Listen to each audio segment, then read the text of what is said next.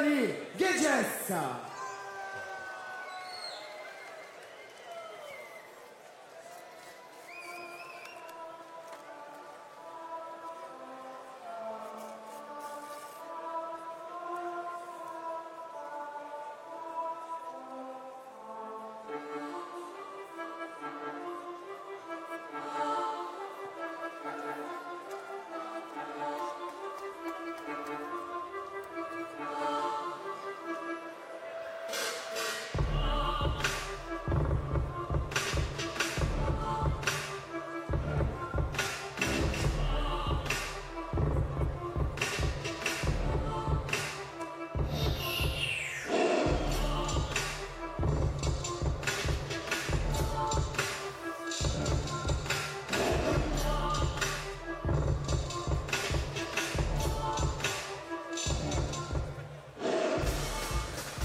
Elle nous vient du Mike's Gym, pour les adeptes, vous connaissez certainement ce club dans la banlieue d'Amsterdam, comme on l'a vu dans le clip d'introduction.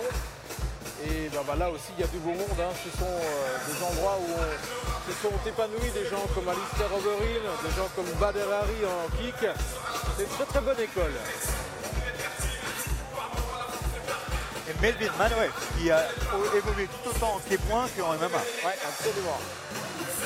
Elle a plus d'une vingtaine de combats en kickboxing, elle en a 5 en MMA, elle en a 2 en boxe et en plus, excusez du peu, elle a participé quand même au TUF, The Ultimate Fighter aux États-Unis, version féminine évidemment.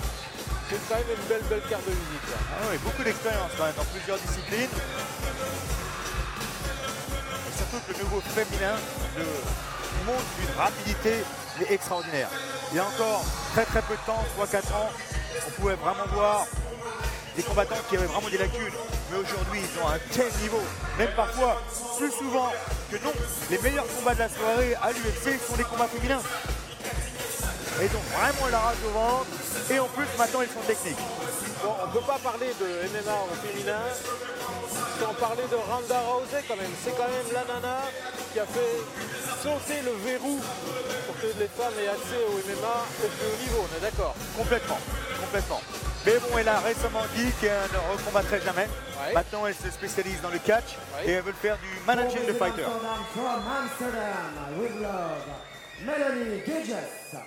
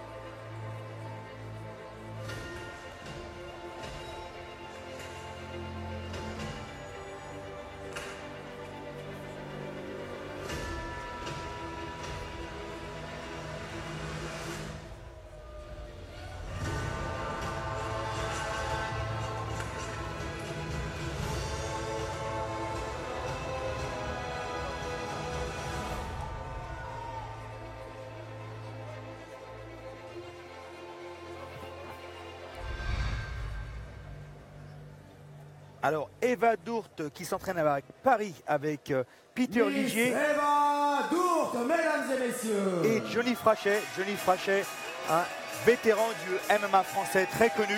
Il a combattu un peu partout dans le monde. Il faisait partie des premiers Français à s'entraîner au Brésil, à la Brazilian Top Team à l'époque. Donc un combattant et un coach très complet.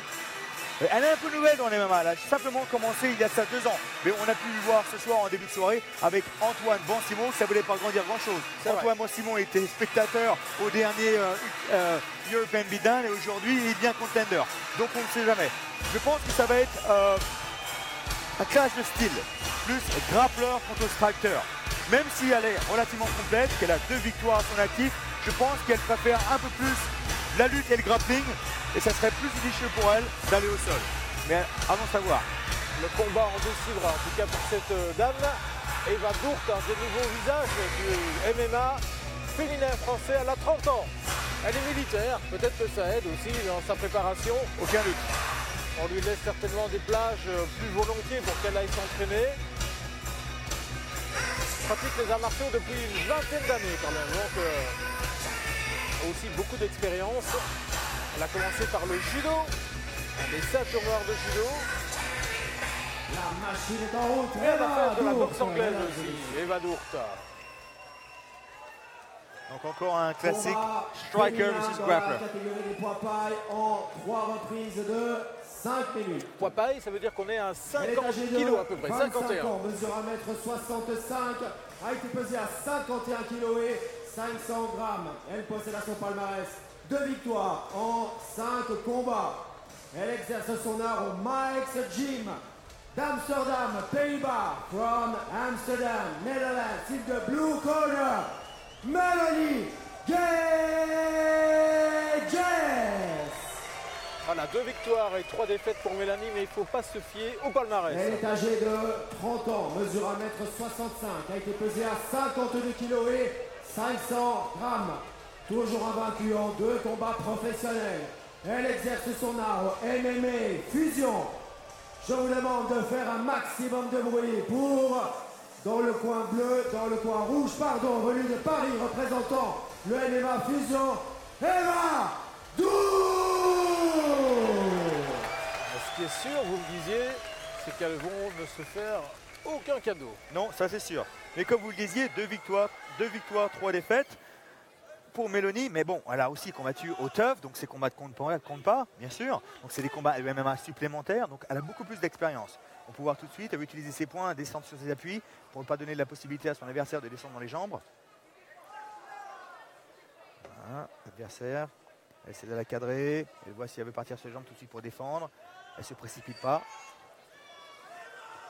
Elle va faire. Voilà. Je connais, c'est l'opportunité de Eva maintenant de faire travailler ses poings parce que son adversaire pense qu'elle va partir tout de suite sur les jambes. Donc il faudrait la surprendre avec les poings. Tentative de feinte de la part de la Française pour voir comment la Néerlandaise va réagir, mais elle est stoïque jusqu'à présent. Elle ne montre absolument rien. Hoppa, la grosse droite là qui a failli arriver. Voilà, ça c'est judicieux. Elle essaie de boxer justement pour que son adversaire oublie justement ses amenés au sol. Hein, voilà, au corps à corps tout de suite, mais elle s'y attendait. Ouais. Allez, projection, Wow. typique du judo. Formidable. Tout de suite, travail de ground and pound. La moitié du travail est faite, on va dire.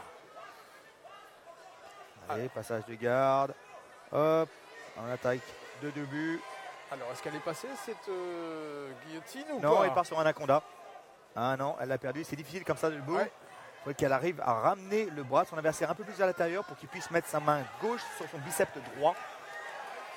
Et elle utilise des coups de genou, elle déstabilise pour pouvoir réajuster cet étranglement.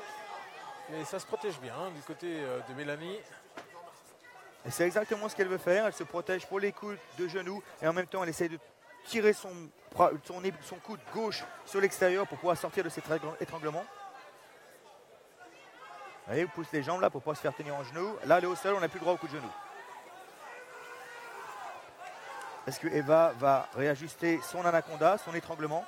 Ouais, en tout cas, elle n'a pas lâché prise jusqu'à présent. Elle tient le bon bout. Alors, je me demande si elle arrivait à mettre sa main gauche sur son biceps droit. Non, pas encore. Il y a un bon contrôle du poignet là, de la Néerlandaise qui se défend. Un coup, ça va peut-être changer sur une guillotine, allez savoir. Ouais, ça se referme hein, petit à petit là quand même. De son côté, la Néerlandaise se défend, se met sur de beaux appuis forts, essaie de tirer ses mains pour pouvoir dégager, pour plus être sous pression. Voilà, elle tire son poignet. Elle prend les coups, mais en même temps, il vaut mieux prendre les coups et se retirer de l'étranglement. Et voilà. Oui, pas Elle mal. part debout, elle va être agressive. Voilà, elle défend quand même bien les amener au sol. Double underhook. Attention à la projection. Je me demande si elle n'aurait pas dû prendre quelques secondes pour refaire un reset, la Néerlandaise, alors qu'elle s'est jetée un petit peu dans un corps à corps qui ne la sert pas vraiment. Alors là, il vient d'enclencher ses deux mains ou sur les coups de pied, là, comme ça. Des coups de talon sur les doigts de pied. Ça fait vraiment mal ça ou bien Ça c'est fait pour- mal, mais c'est aussi pour vous déstabiliser. C'est ça. Et puis vous restez actif, comme ça vous pourrez rester au corps à corps plus longtemps. Et l'arbitre, il est sur le coup, hein, très très attentif. On demande aux jeunes femmes de travailler, je pense que c'est ce qu'elles font. Ah oui. Elle contrôle donc son adversaire avec son bras gauche, comme vous pouvez voir, son bras gauche qui est sous les aisselles. Petit coup de poing, petit coup de coude avec le bras opposé. Beau contrôle, vous voyez, les mains sous les aisselles, les épaules contre l'adversaire. Petit coup de genou, alors encore une fois, hein, ce n'est pas les plus gros coups de genou, mais en tous les cas, ils font un travail de sape qui sur la dure. Ah, encore une fois, on casse le clinch, je ne comprends pas trop pourquoi, mais bon. Allez, on va voir si la Française. Alors la néerlandaise, hein, elle est un petit peu moins sur ses appuis. Hein. Ouais, on voit qu'elle est un peu plus fatiguée. Oui, mais elle a pris beaucoup de coups quand même. Elle se penche sur l'avant. Regardez, il n'y a aucun contrôle du buste. Mais elle est quand même dynamique avec ses poings. Hein. Oui. Bon, on n'a rien vu au niveau des jambes. Attention, peut-être la projection. Non. Elle est vraiment dynamique cette Eva. Hein. Ça part vite en poing, au corps à corps. Elle est dynamique. Je pense qu'elle a déjà mis la moitié de la salle dans sa poche avec ses 2 premières minutes de combat. Et elle feinte, regardez, toujours en bonne condition physique, hein, elle n'a pas l'air de souffler. Petite tentative de coup de poing tourné. Voilà, elle garde ses distances, toujours en train de feinter. Oui, pas mal l'enchaînement là. Mais c'est contré par la Française. Super mis au sol. Et elle finit en contrôle latéral. Donc alors de là, quelles sont les options, Jess? Alors là, elle peut partir sur des soumissions, bien sûr. Donc sur le bras opposé. Là, elle peut partir sur, par exemple, un triangle. Elle est déjà partie. On voit les années de judo derrière. Hein. Et regardez un petit peu le contraste entre les coins. Il y a une connivence chez la Française, alors que la Néerlandaise avait le regard fuyant, ce qui n'est jamais un très très bon signe. On peut reconnaître ici Johnny Frachet, justement, donc je vous parlais un peu plus tôt. Vétéran du combat du MMA français. Expert en jiu-jitsu, très bon en pied-point, en lutte. Et là, on essaie de faire passer les messages les plus importants en 60 secondes. 3 seconds out, voici le deuxième round. Important aussi, Jess, de ne pas noyer son combattant avec 100 000 consignes en 60 secondes. Il faut juste trouver des grandes lignes et les mots qui percutent. Il faut trouver leur regard et leur parler calmement et leur faire comprendre ce qu'on veut en quelques mots. Si on commence à leur gueuler dessus, ils ont déjà d'autres préoccupations. La première des choses, il faut prendre leur regard. Et lorsque vous avez leur regard, vous pouvez leur parler. D'accord. Si votre combattant ne vous regarde pas, ça ne sert à rien, il n'entend rien. À propos de regard, la Néerlandaise a un regard complètement allumé. Elle cherche. Ouais.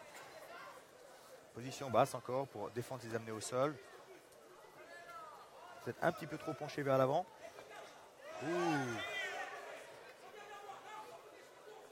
Elle balance des coups de poing, elle va au clinch. Elle mélange bien. Hein. Elle est assez séduisante, il faut bien reconnaître. Et j'aime les feintes comme ça, j'aime quand elle bouge tout le temps. Donc c'est fatigant pour ton adversaire, parce qu'à chaque fois que quelqu'un bouge, fait des feintes comme ça à chaque fois, et c'est le moment, est-ce que ça va partir? C'est fatigant, parce que constamment, psychologiquement, vous êtes à la guerre. Ouais. Allez, premier contact entre les deux dames. Doigt dans l'œil, là, probablement. Bon, ça arrive hein, justement avec les gants de MMA de temps en temps. Bon, là, c'était vraiment involontaire. Parfois, ça peut arriver lorsque les personnes essaient de garder la distance avec leur adversaire. Donc, lorsqu'on travaille le point avant, donc le jab, et qu'on a la main un petit peu ouverte, si notre adversaire s'approche de nous, il peut le prendre un doigt dans l'œil. Et généralement, le juge va vous donner un avertissement. Et vous pouvez même disqualifier. Hein. J'ai vu des Français être disqualifiés en Angleterre parce qu'ils avaient fait un petit peu trop de fois. Mais là, c'est lors d'un échange, donc ça peut tout simplement arriver. Donc, le juge va vous le dire quand même, l'arbitre, pardon, va vous le dire quand même, juste pour mettre les choses au clair. Mais bon, il n'y a pas vraiment de quoi s'alarmer.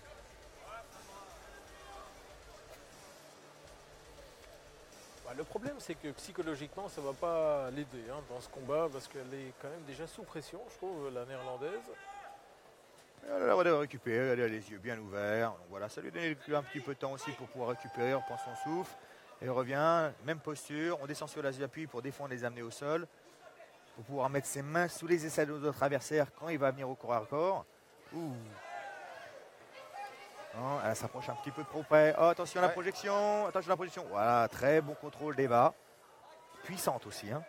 Absolument, des jambes impressionnantes. On sent vraiment qu'elle a le milieu du corps vraiment tonique, vraiment explosif. Ouais. Est-ce que tout part de là en fait, hein, ces projections tout à l'heure aussi. Banc de hook, elle contrôle. Voilà. Alors le mieux dans cette position-là, c'est qu'elle mette sa tête à l'opposé. Oh, voilà la projection encore une fois. Le timing est parfait. Elle défendait sur l'autre hanche, la néerlandaise, là, elle s'est fait surprendre. Bon contrôle. Ici, au niveau de la tête, elle lui donne rien. Elle a le hand hook de son côté gauche. La hollandaise qui essaye d'avoir la demi-garde, mais c'est compliqué. Ah, elle arrive quand même. Ouais. Mais ce sera limite, hein, ce sera juste, parce que ça bouge. Et elle va passer, voilà. Elle monte ses hanches. Est-ce qu'elle va transitionner son genou gauche vers l'extérieur pour pouvoir passer cette demi-garde? Ou est-ce qu'elle va se contenter de rester là? Ouais, c'est quand même bien verrouillé là, de la part de Mélanie. Demi-garde. Non, a priori, elle va rester dans la demi-garde. Parce que parfois, dans la demi-garde, si la personne n'est pas offensif, on peut travailler. Ouais. De passer, la personne peut s'évader, peut mettre les mains sous les aisselles, peut se relever. Dans la demi-garde, si elle ne travaille pas, eh ben, la personne en dessous, elle est simplement bloquée. Et là, on peut voir, elle travaille. Voilà. Alors, est-ce qu'elle va partir? Ça, c'est un anaconda encore. Non, elle essaie de prendre le dos, mais la hollandaise réagit tout de suite. Passage, est-ce qu'elle va passer les gardes? Elle essaie de la tirer dans sa garde, mais tout de suite, elle passe sur les côtés avec des frappes. Elle la laisse se relever. Et on repart en boxe, toujours dynamique, toujours sur les appuis. Attention, là, ça serait le bon moment de la contrer, là, parce qu'elle marche, mais complètement droit. Hein. Je pense qu'elle est en train de perdre un petit peu de la lucidité, la néerlandaise. Mais de son côté, on voit que Eva aime avoir la distance, contrôler ses distances, pas partir sur n'importe quoi, n'importe comment. Et c'est pour ça qu'elle ne partait pas tout de suite. Encore une fois, hein, elle a que de combats pour le moment. D'ici quelques combats, elle aura des contres un peu plus dynamiques, un peu plus percutants. Mais là, j'arrive à comprendre qu'elle veuille un peu plus d'espace pour pouvoir s'exprimer, pour pouvoir contrôler cette distance. C'est même étonnant d'avoir quelqu'un d'aussi complet, j'ai envie de dire, après 2 combats. C'est pas la première fois qu'on le dit dans cette soirée aujourd'hui, mais c'est pas des combattants vraiment en début de carrière, ça. Hein. Mais bon, elle a cette expérience de judo. Oui, absolument. Et c'est un énorme avantage dans le MMA. Et secrètement, j'ai envie de vous dire, c'est pour ça que la Fédération de judo met autant de bâtons dans les roues au MMA pour pouvoir s'implanter en France. Parce qu'ils savent très bien qu'ils vont perdre beaucoup de leurs licenciés si ça arrive.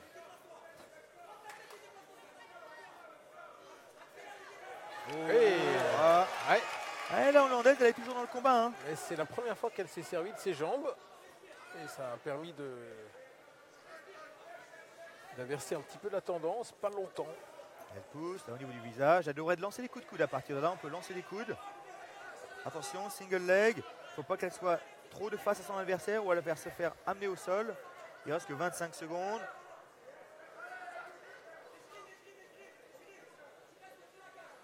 Voilà, son adversaire lui demande de remettre les mains à l'intérieur pour recontrôler son adversaire. Elle a toujours attention à la projection. Il faut tenir le rythme encore. Attention, elle cherche la projection constamment. Toujours en train de bouger les hanches de son adversaire pour pouvoir la déstabiliser et partir sur une projection. Allez, 10 secondes. On finit fort, que ce soit l'une ou l'autre. Ça travaille constamment. Hein. Fin de la deuxième reprise. Gros cardio quand même pour les 2 dames, mais surtout pour Eva Dourt. On a l'impression qu'elle vient de faire son échauffement et qu'elle vient de rentrer dans son coin. Alors on va essayer de regarder ce qui se passe dans les coins et vous nous parliez du regard tout à l'heure.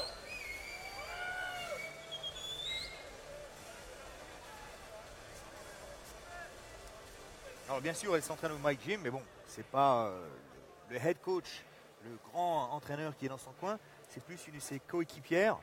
Alors parfois ça peut aider, parfois non. Parce qu'en fait, on a notre coéquipière, notre partenaire d'entraînement qui est aussi notre ami, qui nous connaît mieux que personne. Mais parfois aussi, trop bien. Ou parfois, il y a aussi ce manque, il n'y a pas ce respect. Ouais. C'est-à-dire qu'on a notre ami dans le coin, mais si on a notre professeur, on n'a pas envie de décevoir nos professeurs. Et là, on écoute un peu plus et on essaye un peu plus. Seconds out. Voici la troisième et dernière reprise. Merci d'encourager les 2 combattantes.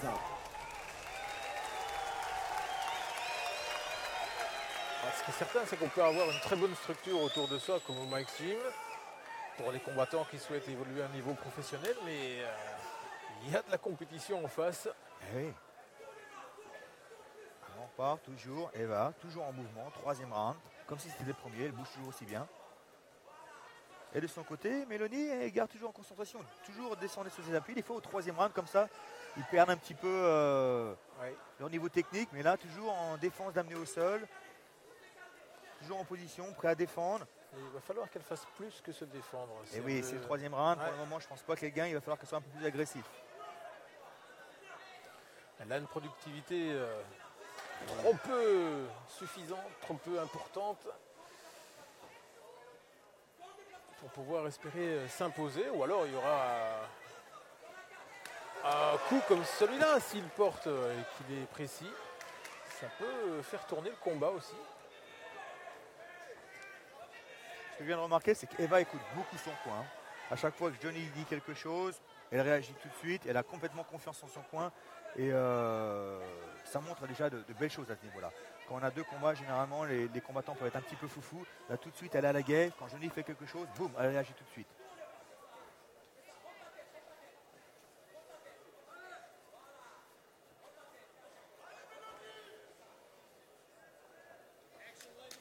Allez, Mélanie, il va falloir être un petit peu plus actif là, si on va vouloir regagner ce combat. Ouais, à mon avis, super timing, elle a vu ce coup de pied arriver. Ouais, le redressement néerlandais, c'est pas pour tout de suite dans ce combat. En plus, elle est en plein milieu de la cage, donc pas de grillage pour céder. Alors les petits coups d'épaule comme ça paraît rien, mais bon, les petits coups d'épaule quand même, encore une fois, tu es actif, ça déstabilise l'adversaire. Tu fais toujours dans le mouvement, donc comme ça, l'arbitre ne peut pas te relever. Là, elle pousse, pouvoir mettre peut-être des coups de coude. Encore une fois, elle est contente, elle reste dans la demi-garde. Ça ne sert à rien de la passer, je suis bien ici, je travaille mon ground and pound. En fait, la néerlandaise a été très vigilante, mais elle n'a jamais réussi à neutraliser les différentes approches de la française, que ce soit en contre, en FA. Là au sol même, c'est compliqué, elle défend, mais elle subit. Oui. Il va peut-être falloir qu'elle passe la garde, là, parce que j'ai l'impression que l'arbitre a envie de les remonter. Petit coup de coude. Encore l'épaule, est-ce qu'elle va passer la demi-garde? Elle met pression avec son épaule gauche sur son adversaire pour pouvoir l'étouffer et peut-être passer la garde. Non, elle continue à frapper avec. Coup de coude. Toujours en activité par contre, hein. Elle n'arrête pas. Hein. Ouais.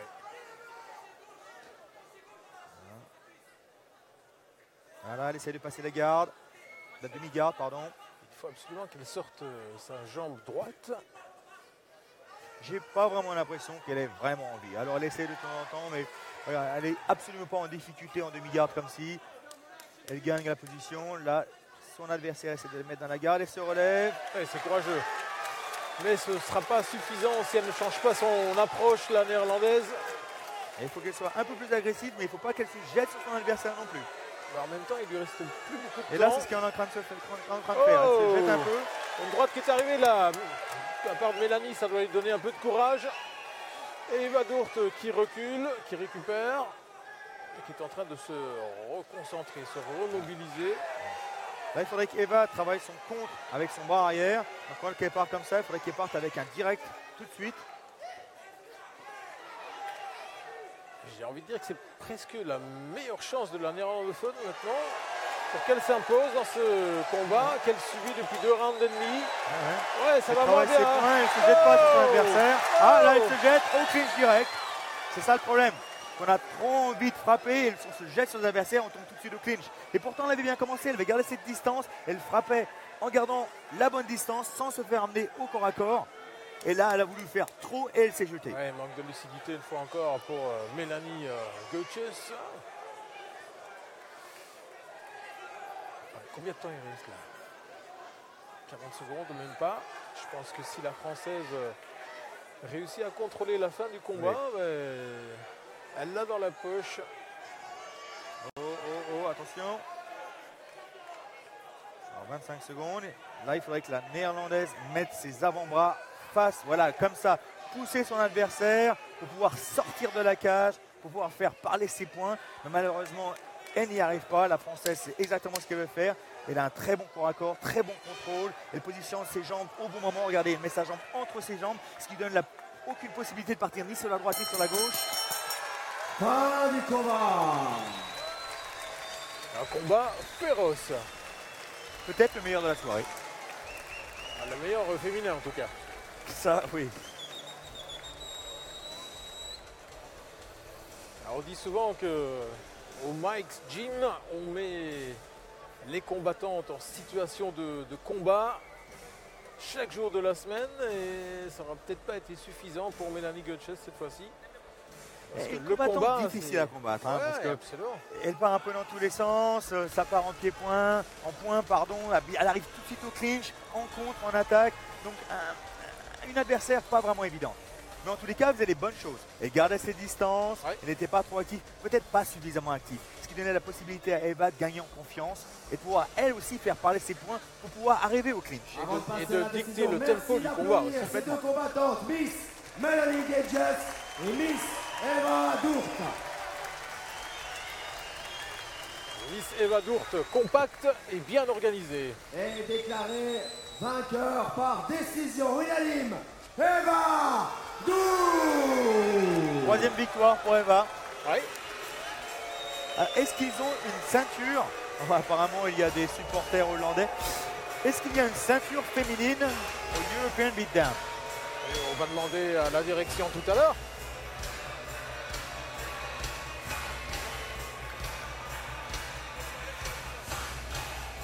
On se demandait si elles avaient le combat dans le sang, mais je pense qu'on a une partie de la réponse ce soir en tout cas. Ça serait intéressant, oui, de faire un titre féminin. Surtout dans ces catégories, 52 kg, il y a pas mal de monde. Il y a énormément de combattantes en Europe dans cette catégorie. Donc commencer avec une catégorie comme ça, phare, ça serait intéressant.